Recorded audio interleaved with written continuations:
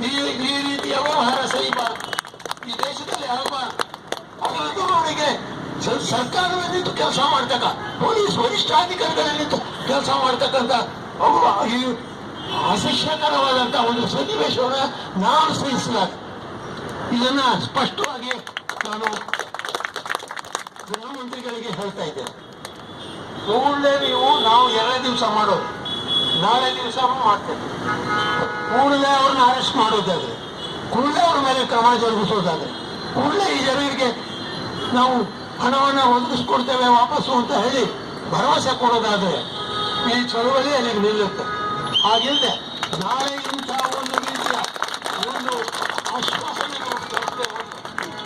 ನಾವು ಮತ್ತೆ ಮೀಟಿಂಗ್ ಇವರು ಬರ್ತಿದ್ದಾರೆ 8ನೇ ತಾರೀಕು. ನಾವೆಲ್ಲ ಕೂತ್ಕೊಂಡು ವಿಚಾರ ಮಾಡಿ ಇದನ್ನು ದೀರ್ಘಕಾಲೀನ ಒಂದು 20 ದಿವಸ ಆದ್ರೂ ಪರವಾಗಿಲ್ಲ, 21 ದಿವಸ 31 ದಿವಸ ನಾವು ಟೌನ್ ಹಾಲ್ ಹತ್ರ ಚಳವಳಿ ಮಾಡಿದ್ದೇವೆ. ಆದ್ರಿಂದ 31 ದಿವಸ ಮಾಡೋ ಅಧಿಕಾರ ನಮಗಿದೆ, 31 ದಿವಸ ಅಧಿಕಾರ ಇದೆ ನಮಗೆ.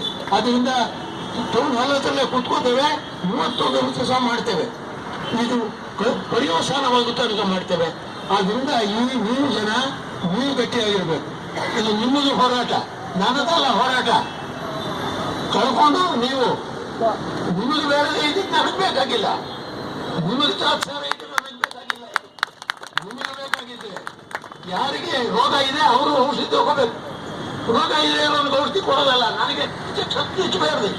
ನನಗೆ ಇಂಜೆಕ್ಷನ್ ಅಲ್ಲ ಚುಚ್ಚೋದು, ಚುಚ್ಚಬೇಕಾದ್ರೆ ನಿಮಗೆ ಇಂಜೆಕ್ಷನ್. ಕಳ್ಕೊಂಡವ್ರು ಹೇಳ್ಬೇಕು, ಕಳ್ಕೊಂಡವ್ರು ಹೇಳ್ಬೇಕು, ಕಳ್ಕೊಂಡವ್ರು ಬರಬೇಕು. ಆದ್ರಿಂದ ಕಳ್ಕೊಂಡವ್ರೆಲ್ಲ ಬನ್ನಿ, ನಿಂತ್ಕೊಳ್ಳಿ.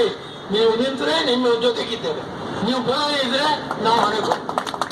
ನಾವು ನಿಮ್ಮ ಜೊತೆಗೆ ಬರ ಕೇಳೋಕ್ ಬಂದಿಲ್ಲ, ತಮಾಷೆ ನೋಡಕ್ ಬಂದಿಲ್ಲ.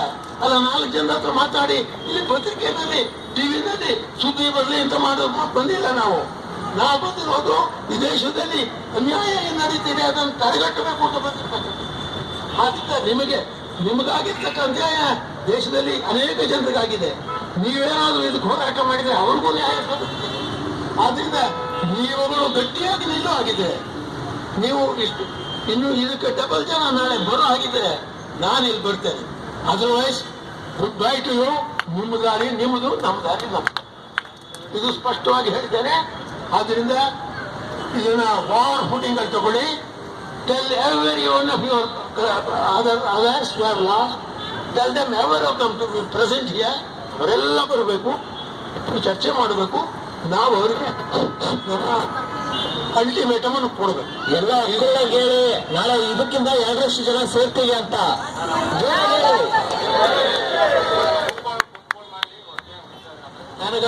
ಅದು ಸಂಬಂಧ ಇಲ್ಲ. ಅವನು 100 ಮಾಡ್ತಾನೆ, ಅವನು ಏನು ಬೇಕಾದ್ರೂ ಮಾಡ್ತಾನೆ. ನಿಮ್ಮನ್ನು ಹೊಡೆಯೋದಿಕ್ಕೆ ಎಷ್ಟು ಬೇಕೋ ಅಷ್ಟು ಮಾಡ್ತಾನೆ.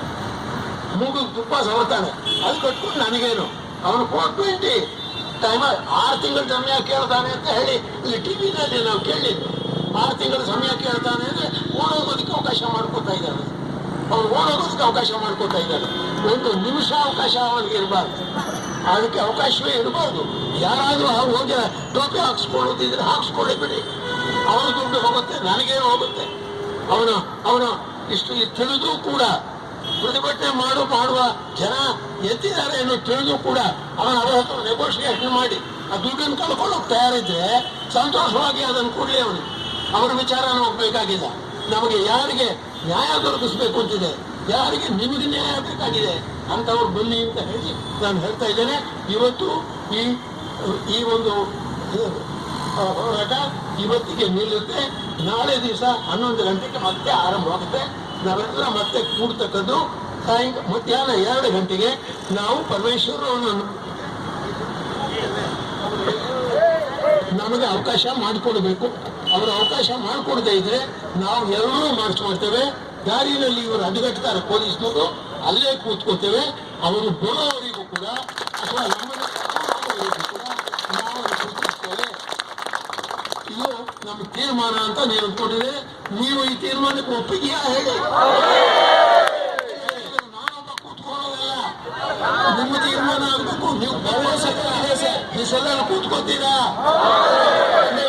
ಅವ್ರು ಕರೆಯೋ ತನಕ ನೀವು ಇಲ್ಲೇ ಕೂತಿರ್ತೀರಾ. ಇಲ್ಲೇ ಮಾಡಿಸ್ಬಿಡ್ತೀವಿ ಮಾಡಿ. ಆದ್ರಿಂದ ಇದಕ್ಕೆಲ್ಲ ತಯಾರಾಗಿ ಮನಸ್ಸನ್ನು ತಯಾರು ಮಾಡ್ಕೊಂಡು ಬನ್ನಿ. ದೇಶದಲ್ಲಿ ಅನ್ಯಾಯವನ್ನು ತಡೆಗಟ್ಟತಕ್ಕಂಥ ಕೆಲಸ ನಿಮ್ಮ ಮುಖಾಂತರ ಈಗ ಆಗಲಿ.